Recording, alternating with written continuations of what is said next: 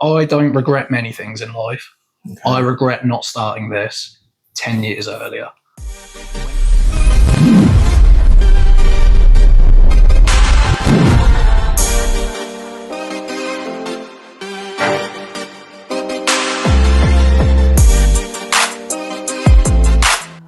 Welcome to another episode of Coast Clear Sections, and today we've got someone different in the house. He's not a rapper, he's not a songwriter, but you know, he's someone really different. So today, I want to welcome James. You're good? Thank you. Yeah. So Nice to be here. yeah, I've got about 9-10 questions for you. So who are you, and what is it actually that you do?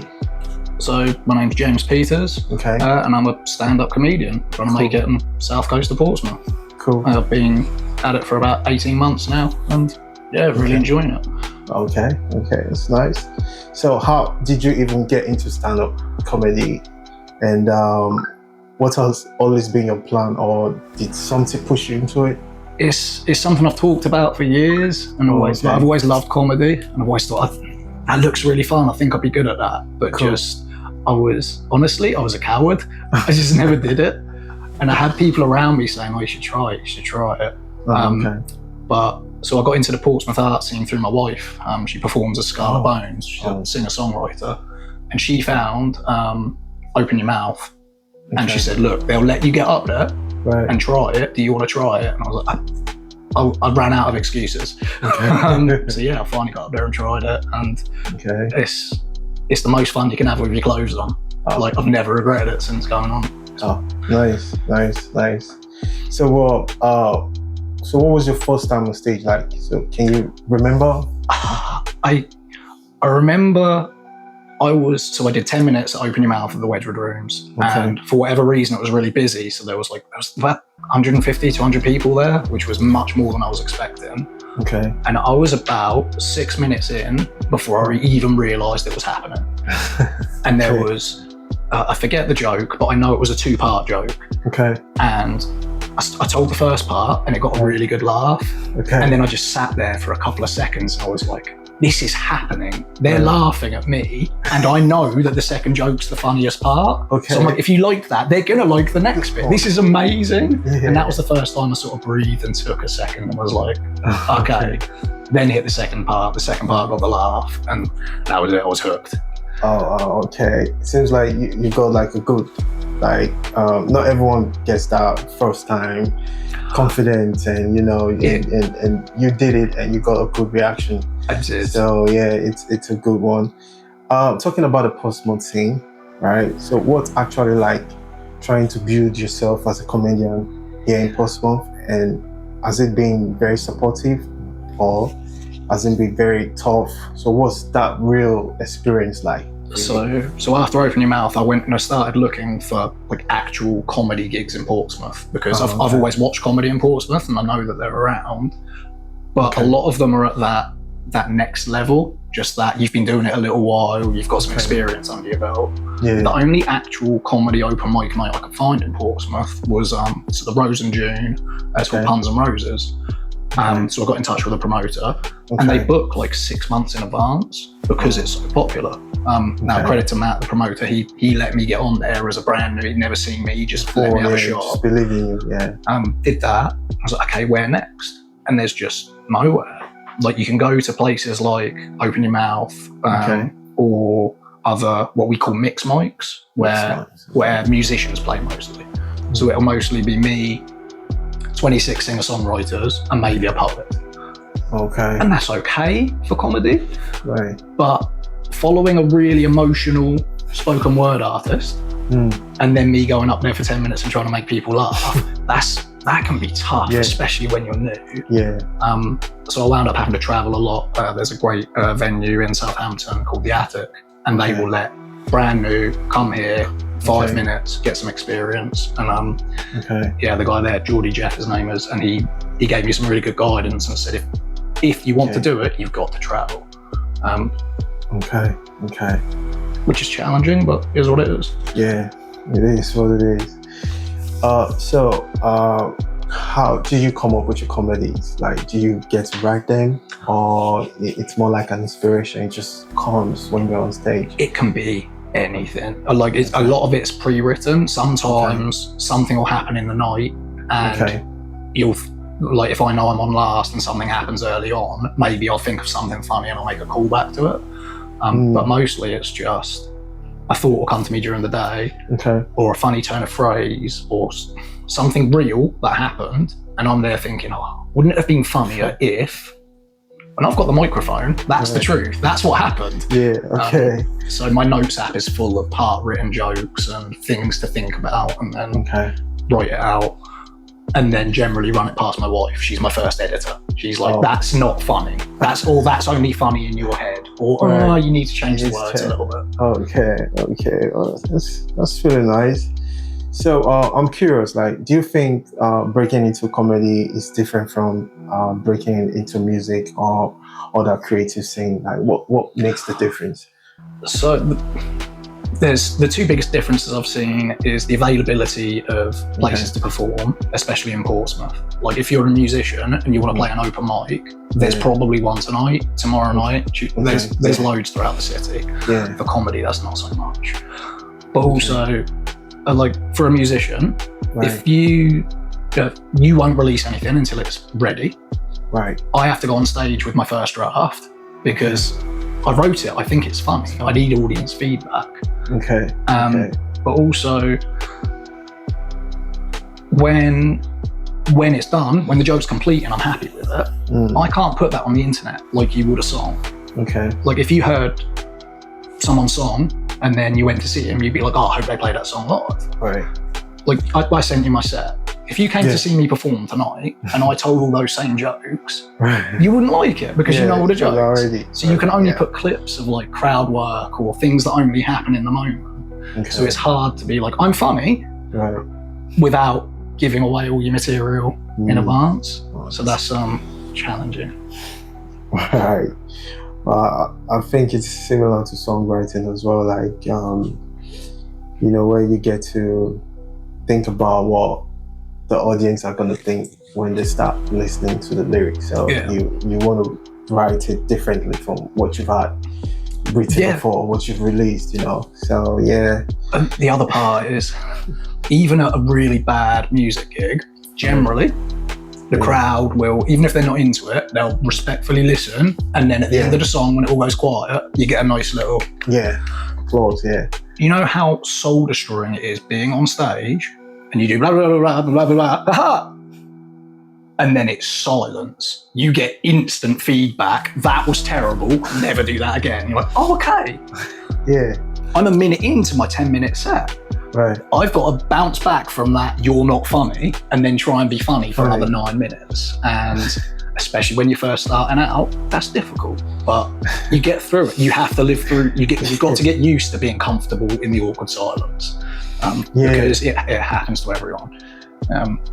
It does. Like, you know, have you had any experience of such where you get on stage and you crack a joke and everyone is like, and there's a few reasons for it. Sometimes the crowd's just not there for it. I've performed the same set in front of 2 different crowds on the same week, and once was me talking to myself for 10 minutes in silence, and later on it killed. And I was like, okay, that was a crowd problem. Sometimes it's a me problem. Sometimes it's not funny. I thought it was and it wasn't, and that's fine. I've got to learn that. Sometimes it's the wrong material for the room. Like, if you're trying to do really crass jokes and it's an older crowd, okay, it doesn't land, that's fine. It's on me to learn. I should have done something different tonight, and that's okay. That's part of the experience. Doesn't feel good at the time. Okay, right. Like, you know, when it comes to comedy, right, everybody thinks like being a comedian, you have to be very funny. You have to be someone who jokes a lot or play a lot. So, like, for you, like, do you think you're that kind of a person, like a funny, or how would you? Look, I can be. I can. I've always been quite witty a lot of the time, but I also know my humour's not for everybody. But then some of the funniest acts that I've seen recently, because I see a lot of comedy being on the circuit, and off stage they're really quite quiet and introverted. I'm like, oh, okay, I wonder how this is going to go. And then they get on stage and their writing or they take on a character or their performance. Like, it's fantastic. Yeah. I've always tried to be the one making people laugh in a group when we're sat around, because if I think of the funny thing, I've not got much of a filter. I just say the funny thing. Right. Sometimes it lands, sometimes it doesn't. And when you sat with the boys, that's fine. When you're on stage and it doesn't land, it's like a slow, painful public death. But it's worth it for those times when you say the thing and it gets the massive laugh. You're like, yes, I knew that was funny. Yeah. It's good. Right. I have a comedian friend, right? And he used to tell me that that comedians are literally one of the most, like, what I say, saddest, or maybe I'm not getting the right word, but he usually say, for the fact that I make people happy, laugh, and all that, doesn't mean I'm a happy person, right? So, do you feel like comedy for you is more like a fun or a hobby, or it's just something you just want to make people happy, like not minding your situation, right? But it's something you love to do and you just want to make people happy? I'd say it's a bit of all of the above. I take the joy from everywhere. It's a creative outlet for me, which at almost 40, I didn't think I'd be joining the art scene. I didn't have that on my to-do list. Okay. But I do really enjoy, I love the moment when you're up there and you can see, generally you can only see the front row because of all the lights, but you can see everyone smiling and laughing. It's like, I did that. It's also self-validating. It's like, oh, actually I am quite funny. One of the moments I really enjoy, so I try and be inclusive with my comedy. Like, if I'm making a joke about a group of people, I want that group of people to enjoy it. So in the set that I sent you, I made some jokes about people with ADHD. Now, when I came off stage that night, the amount of people with ADHD that came up to me and said, that was funny, I felt really seen, I've definitely done that. I'm like, that's... Yeah, like it's kind of relatable. Yeah, exactly. Being relatable about anything. I don't want to be seen as punching down to a group. I'm like, no, I want you to be in on the joke, not let's all laugh at you. With two exceptions. If the group of people I'm joking about is a horrible group of people, I don't care about what they think. And the other one is a roast battle, which there's a regular roast battle night up at the Attic run by James Harris, and the comedians get matched up a week before and we give each other ammo. We swap embarrassing stories and be like, come at me. And then we say the meanest, horriblest, like bottom of the barrel things about each other. But it's hilarious. And then we get off stage and then we shake hands afterwards and like, that was really, you really got me with that.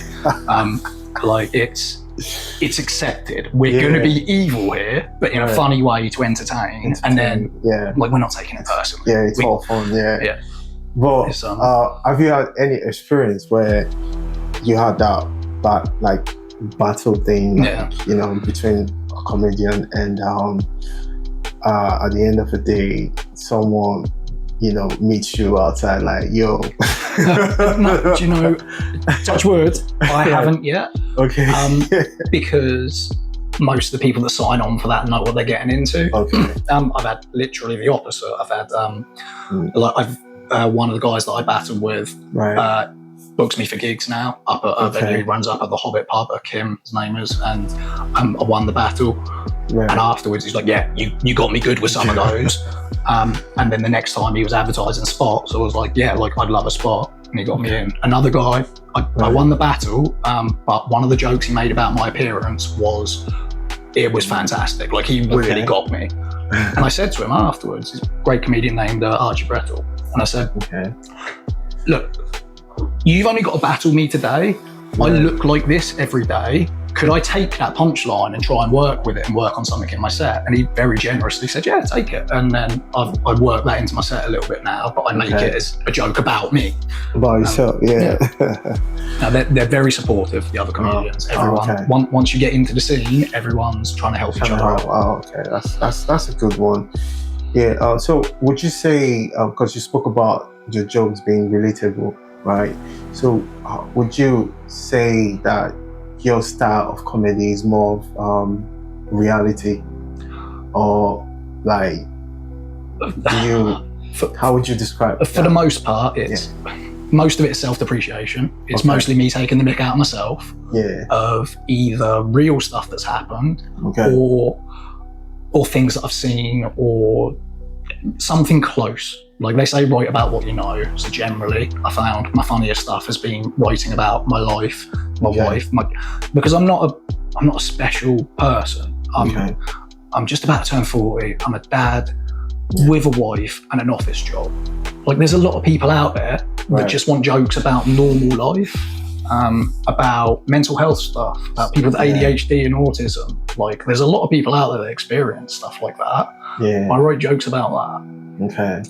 And again, often it's, some of it's true, some jokes more so than others. You just, I don't know who the quote is from, but someone once said, if a story's worth telling, it's worth colouring in a little bit. That's all I'm doing, is tweaking the end of the story to be that little bit funnier, or just completely rewriting it and making it up. Like some of it is completely made up, but it's what you got to do to get the laughs. All right. So I heard you're starting your own comedy night, and so what made you decide to do that? Well, looking back on my journey, like I said, like I started at the Mixed Mics, and then I realised I was going to have to travel a little bit, and then I thought I could just sit here and complain about it, or I can see what seems to be going on elsewhere is other comedians are finding a local pub and saying, right, what's your quietest night? Okay, we'll put on a comedy night there. We'll get some good comedians in. It gives comedians mic time, and maybe the pub gets a few more punters in for the night. So I thought, well, there's no reason I can't do that. I now know enough funny comedians that I could say, come do this. But also it's a good opportunity for anyone that hasn't tried comedy. It's not a big venue that we're doing. We're running Bobby's Lounge out in Marmion Road. So it's not an intimidating place. It's a really friendly venue. If someone wants to try 5 minutes, we'll provide that comfortable place for them to do it, but also we'll have some more experienced acts, maybe trying new work, maybe doing their polished stuff. You know, there'll be a mixture. Either way, it's somewhere that people can come experience comedy for free, because we don't charge to get in. And comedians can put some mic time in. And it gives me a chance to host, which is something that I've not done before. It's something I'd like to move into, because you can't write 10 new minutes every week all of the time. But some of these venues that run open mics, mixed mics, it'd be nice to be able to go up, host, do a bit of crowd work, make everyone feel involved, get the energy right, and then give other people the opportunities that I can. It's nice to add back to the scene. Nice, like that's literally cool, man, because basically that's you giving other comedians opportunity, you know, like to upcoming comedians, you know, a stage to do their thing, and which is what Claire Section and Coast Claire is all about as well, like giving creatives the opportunity and the chance to share their stories, and for them to be seen and heard and all of that. So it's a good thing. I believe there will be comedians out there watching this, and is it okay? They can reach you? Definitely. Like reach out to me. I'll either, if our night goes well, I'd love to give an opportunity. Maybe if enough people do, we'll get a full first timers night out. If I can't help, I can point you in the direction of people that will. It's a really friendly, welcoming community. It can be challenging to work out how to get into it. It's so easy once you're in. Once you've said, I want to do this, and if you're willing to go out, you're willing to travel, you're willing to put the work in, people will be there to help you. And I'd love to be one of those people to help point you in the right direction. Cool. Yes, really so much to talk about, right? So where can where can we find you, your social media handles? And so Instagram, I am that James Peters. I'll put all of my dates, all my upcoming shows on there.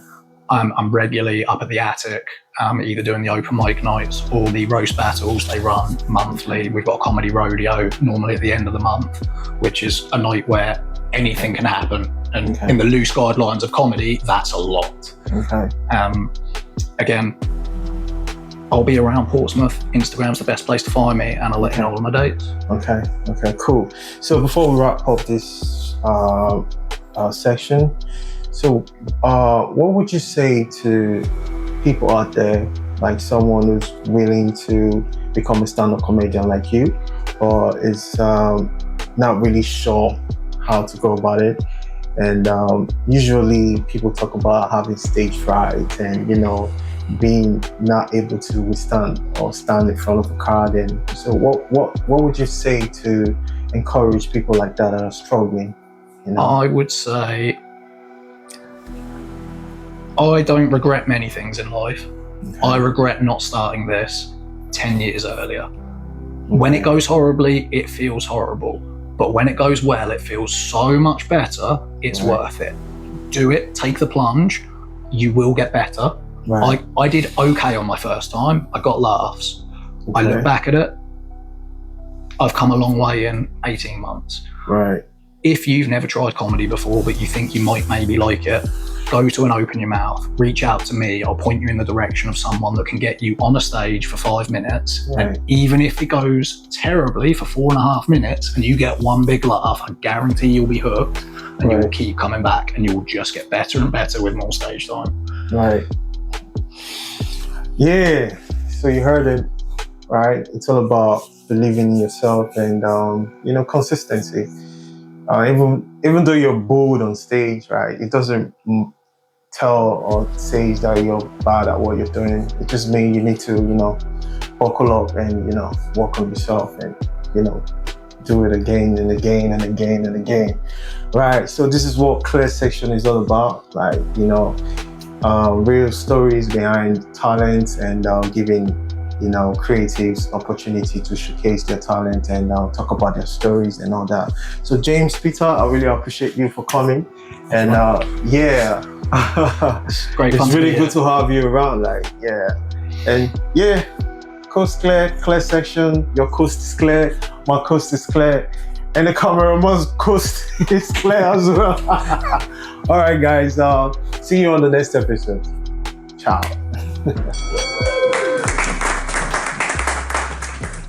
Kim, you sound like a deaf kid with Down syndrome inhaled a helium balloon. James told me he has a good thing. No, I love my mates, I really do, but they love taking a bit. We all take a bit out of each other. You know what it's like with mates. They love taking a bit out of my hair. I can't imagine why. To be honest, Diesel, that was a bit more of a laugh than I was expecting. So follically challenged, shall we say. You are sat in the follically challenged section here. Brave of you to laugh at my hair when you're sat with a head like a f***ing Easter egg. Doug, when I was looking at your Facebook page, at first I thought it was an OnlyFans account. Now, in my defence, it is an easy mistake to make because it is just 50 pictures of the same bowl. Kim told me that he tends to get on better with lesbians than straight men, which explains why he styled himself as a lesbian Lewis Capaldi. Usually when I'm up here doing a roast, I'm guaranteed to be the biggest nerd on stage, but Doug's actually got me beat tonight. He named his firstborn child Rogue after the character from X-Men, which makes sense, given that her dad is a fucking mutant. It's just a shame that the only superpower she seems to have developed was the ability to make Daddy disappear from the family home.